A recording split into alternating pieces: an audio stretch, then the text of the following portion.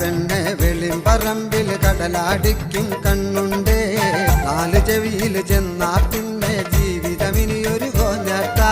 എന്റെ വീടിന്റെ വടക്കേ തൊടിയിൽ പൈങ്ങാ വലിക്കാൻ വന്നവനെ, കുഞ്ഞിരാമൻ കണക്കന്റെ മകനെ ഇരിക്കാൻ പലകയെടുക്കട്ടോ. വേണ്ട പെണ്ണെ വെളിമ്പറമ്പിൽ കടലാടിക്കും കണ്ണുണ്ടേ, നാല് ചെവിയിൽ ചെന്നാ